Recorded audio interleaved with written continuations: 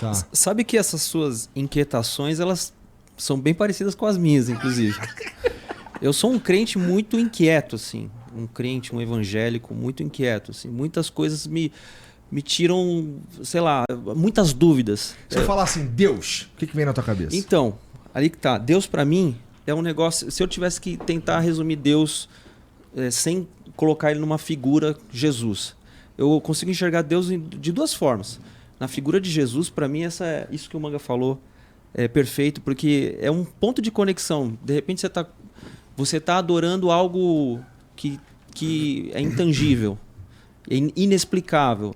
E qualquer pessoa que tente explicá-lo está tentando reduzir esse ser eterno que vai para além, para o futuro e já aconteceu no passado. E a gente só tá nessa fração de tempo aqui. Vamos pensar que esse tempo, que esse Deus é uma esteira e a gente está só vivenciando parte do que ainda vai acontecer e a gente não vai vivenciar e de um passado que a gente só viu nos livros de história. Então é muito grande, é difícil a gente mensurar esse Deus. Então Jesus, para mim, ele é esse ponto de conexão que ele me faz ficar em paz, fazer as pazes com a minha religião cristã evangélica. Por que eu falo isso? Porque durante muitos anos, a gente, filho de pastor... Eu vou chamar outro filho de pastor para sentar aqui à mesa. Vão ter 3. Vem, Luffy. Vou aproveitar a passar o bastão também pro próximo. Filho de pastor com essa caroça aí, meu irmão. Isso é herege. Nossa, cara. Isso é um herege. Ai, caramba. Então, assim, a gente como Déio, a gente filho de pastor, a gente ouviu muito, assim, quase como pregações incontáveis. E aquilo, muitas vezes, não fechava pra mim, cara. Às vezes eu ouvia o Velho Testamento, uns textos do Velho Testamento, falando, mas que Deus sanguinário, cara. Tá matando meio mundo porque não concorda com ele, cara. Daí vem, manda e a tribo, que é a tribo uau, né? Vai lá e destrói a outra e quem ganhou, que legal. E na minha cabeça eu pensava, mas que Deus estranho é esse, cara? Não faz sentido esse Deus, cara. Daí a figura de Jesus vem e apazigua o meu coração, porque Jesus revelado no Novo Testamento, isso faz muito sentido para mim. Ok, legal. Passa um paninho, mas o Velho Testamento continua lá. A gente continua lendo ele. E um dia, apesar de eu ser esquisito assim, eu fiz um seminário teológico. E o meu professor, levantei na sala de aula essa minha inquietação. Falei, cara, eu finjo que tá tudo bem aqui, bonitinho, glória a Deus, aleluia, Jesus, mas tem uns negócios que não fecham para mim. E ele falou uma coisa que para mim foi apaziguador. Ele falou assim, ó, a Bíblia, ela não esconde os podres da humanidade. Davi, que a Bíblia fala que é um homem segundo o coração de Deus, era um cara canalha, velho. Só que ao mesmo tempo que ele era um canalha, fazia canalices, ele era um cara que chegava depois de fazer as burradas dele, ele chorava e se arrependia, tinha um coração contrito, né? Palavra evangélica, né? Um coração contrito. Você já ouviu essa, né? Coração contrito, você já ouviu, né? E ele tinha essa coisa do arrependimento. Então, assim, o que eu acho fantástico, né, depois, aí sim, fazendo as pazes com esses textos confusos, esquisitos, eu vi que é isso, cara. A Bíblia não está mostrando assim, ó, porque tem muita gente que fala assim, como que é? Um termo que muita gente usa, que é o manual do crente, né? Eu falo, se for o manual do crente, a gente pegar uns textos aqui, a gente vai fazer atrocidade. Então, cuidado com esse manual.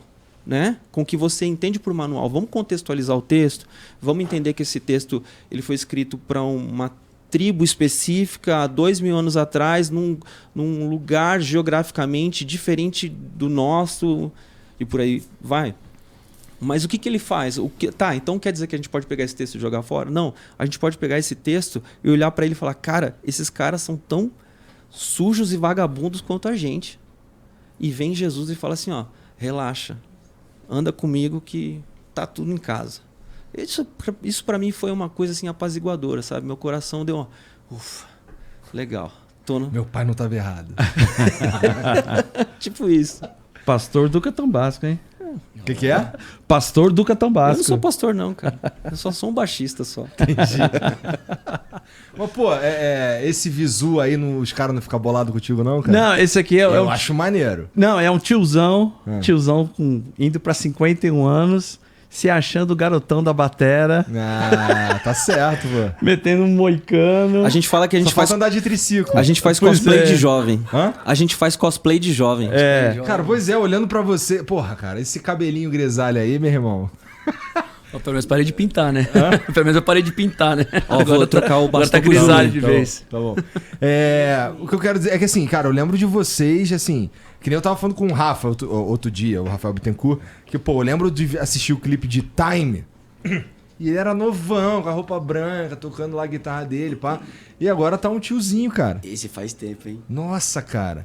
E é maneiro que... Assim, uma das paradas maneiras do meu trabalho é que assim, eu tenho oportunidade de conversar com os caras que eu tô ligado, entendeu? Que eu tava lá, curtindo quando era moleque. E, porra, tamo ficando velho, hein, PG? Estamos ficando velho, mas o bom é que continua fazendo o que a gente gosta, né? Isso é importante, Não é? né? Acho que o mais legal é isso. Acho que a essência é o que a gente tem que valorizar, né? A gente vê muitas pessoas no meio do caminho pararem ou desistirem porque não tem essência, porque fazem apenas por um momento, ou pela grana, ou pelo projeto. É claro, tipo, hoje o seu projeto aqui, o Flow, com certeza, se você contar a sua história, você começou pequenininho, né? O grande problema é que muita gente quer começar grande. E quando você começa grande, você não tem base. E quando a gente começa grande, a gente cai, né? Manja muito de internet, é isso aí, cara. Não é? Não manja, eu sou o pior de internet, inclusive. Não, mas isso que você falou é uma verdade na internet. Não, eu tô falando de essência, cara. É a essência da gente. A gente só sobrevive pela essência. Por isso que o evangelho sobrevive 2030 anos depois, porque o evangelho é feito da essência. Qual é a essência? É a palavra de Deus. Entendeu? O evangelho não é feito de moda. A gente está discutindo sobre Bíblia, sobre Evangelho. Você brincou, você não vai me catequizar aqui não, né? Você não vai me... o propósito do Evangelho não é esse. O propósito do Evangelho, até o Duca falou agora sobre Davi. Por que Davi foi um cara segundo o coração de Deus? Porque um homem segundo o coração de Deus se arrepende de verdade. O que Jesus quer é arrependimento. Entendeu? A gente fala muitas coisas às vezes, mas a gente não pratica. Qual o exemplo que fica para as pessoas de quem eu sou? O que eu deixar para você é o que vai valer a pena. E o que eu deixei para você? É igual uma situação entre pai e filho, entendeu? Eu vejo muito na minha filha. Todo mundo aqui é pai, né? Todos nós da banda aqui somos pais. Então, com certeza, todo mundo tem uma visão dessa. A gente quer deixar o quê? O melhor para os nossos filhos. Mas qual que é o exemplo que você deixa? Porque o Duca falou, eu achei interessante isso. A gente erra, a minha filha vê meus erros. A minha filha vê os meus erros com a minha esposa, eu com a minha... Quando eu falo erro, assim, às vezes discussão, a gente tá nervoso, um problema, alguma coisa assim. Mas qual que é o caminho de um exemplo da essência que eu deixo para ela? De um homem que se arrepende, de um homem que pede perdão para a esposa, de uma mãe que pede perdão para o marido, de um pai e uma mãe que às vezes se excede com o filho e chega para ele e fala assim, eu errei aqui, mas foi por esse motivo aqui, eu quero te pedir perdão, mas isso aqui que você fez está errado. No evangelho o que sobrevive é a essência. Na nossa vida o que sobrevive é a essência, entendeu? Às vezes a gente começa alguma coisa apenas para querer fazer, porque eu sou legal, eu sou bom nisso, eu sou bom naquilo, mas a gente esquece da essência. Quando não tem essência, cai, cara. Eu acredito nisso mesmo. Eu acho que... Já vi isso acontecer um monte de vezes, na verdade. E assim, a gente tá falando aí basicamente de... Isso que você falou, eu tô falando né? de tudo, tá? Serve pra tudo. Falando, exatamente. Mas começa na Bíblia. Para mim, o meu exemplo maior é a Bíblia. Porque eu sei o que é ter essência e ser transformado através de uma essência, que é a palavra de Deus. A gente tá falando sobre Deus e tudo tal. Por que pra gente aqui, como uma banda cristã, que nós somos uma banda cristã, qual que é o diferencial?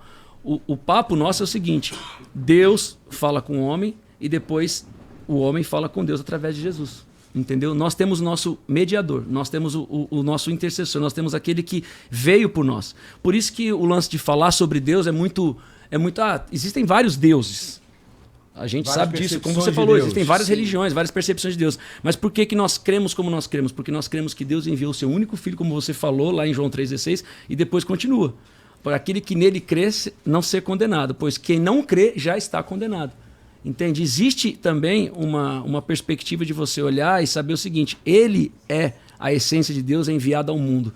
Deus são várias coisas. Não. Como nós cremos na Bíblia, Deus em Jesus Cristo é o nosso Salvador. É aquele que morreu, foi o único que morreu. Muitos fizeram outros morrerem. Né? Muitos deuses colocam você na frente de batalha para você morrer, mas ele enviou o filho. Aí entra aquele lance do papo do filho. Entendeu? Você entrega o teu filho para morrer por toda uma humanidade, por todo um filho que foi pecador, porque o filho errou lá no Jardim do Éden. Se você começar a voltar, a gente vai voltar lá na história.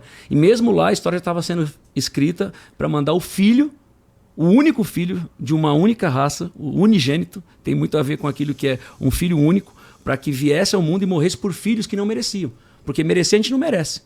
Mas ele morreu por amor. Amor é imerecido. Esse amor de Jesus aí entra na graça, que é por isso que fala sobre a graça. É um amor Cara, imerecido. pastor mesmo. Não, E uma fala coisa- bem. e uma coisa fala bem. interessante. Gostei, PG. Ó, sobre isso, Jesus, que é o Filho de Deus, assim, só en passant, eu não quero que você, sei lá, quero que você trabalhe aqui como pastor. Não, mas só eu não tô, não. Eu Tá. tô... Não, mas de boa. Tô me divertindo aqui, cara. Vamos lá, Jesus não é Deus? Isso, esse é o ponto. Então, assim, quando chama de filho, não é pra justamente aproximar e fazer o que a gente tava conversando antes, que é, pô, meu pai. Mas não sei exatamente o quê. por isso. Porque o ponto todo, as pessoas elas querem trazer Deus de uma maneira abstrata. Os discípulos falaram, Jesus, mostra-nos o Pai. E ele fala, eu estou no meio de vocês há tanto tempo. Exatamente, vocês não ainda não reconhecem. viram? Ou seja, Jesus, ele refletia, ele mostrava quem era o Pai. E ele até fala, o que eu faço é o que o Pai faz. Eu só repito Só o que o Pai faço o que faz. o pai me manda fazer. Exatamente. Então você vê que, literalmente, o que Jesus fazia era aquilo que o Pai estava fazendo. Então, quando a gente fala que Jesus é o mediador, é exatamente isso. Passaram grandes homens pela humanidade, mas nenhum deles conseguiu vencer o maior inimigo do homem, que é a morte. E Jesus venceu.